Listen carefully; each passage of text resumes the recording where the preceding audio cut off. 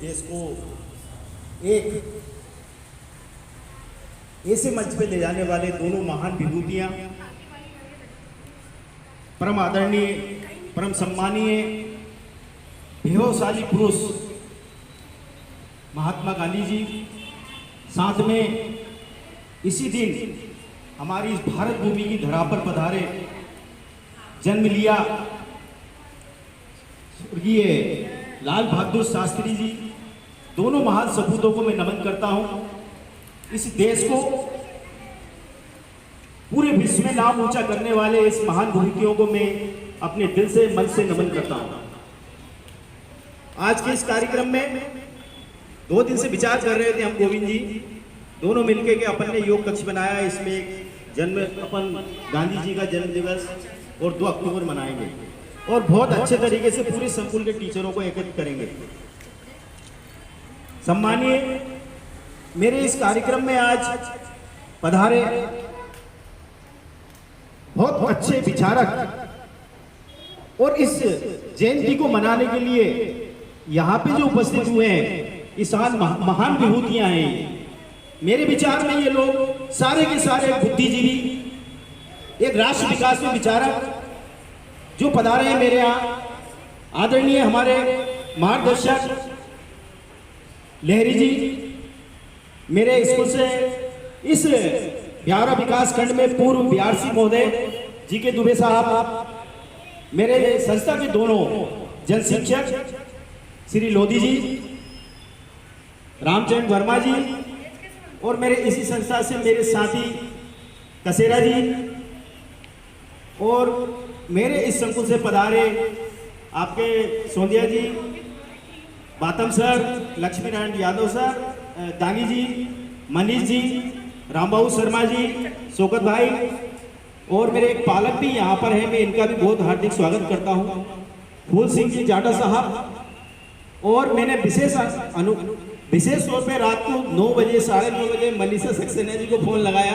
मैंने अभी आप प्रभारी हैं, आप ही पधारे और आई, मैं उनका भी बहुत बहुत स्वागत करता हूँ।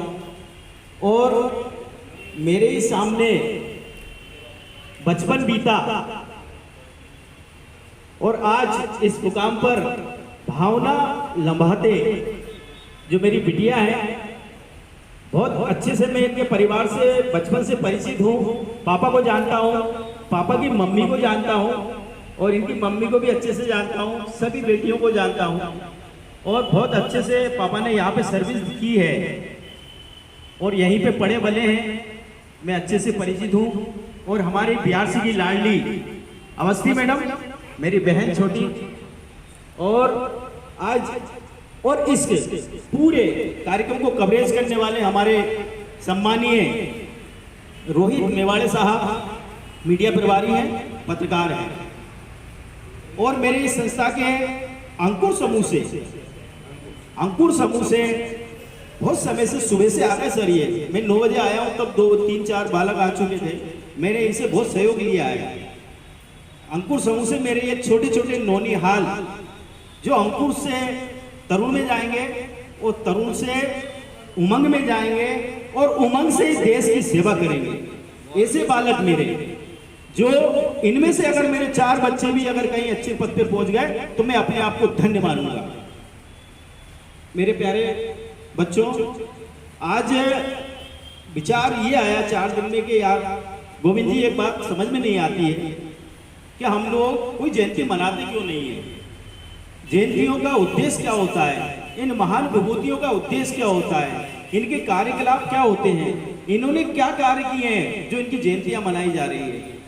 खाली बच्चे नाम सुनते हैं, शिक्षक ने नाम सुना है, गांधी जी, शास्त्री जी, सुभाष चंद्र बोस, चंद्रशेखर आजाद, जितनी महान क्रांतिकारी लोग और जो महान विभूतियां हैं, मात्र नाम सुन सुन के हम लोग सारे ये समझ लेते हैं कि ये हमारे देश के पुराने लोग होंगे। यार क्या हम अनुसरण कर रहे हैं उनका?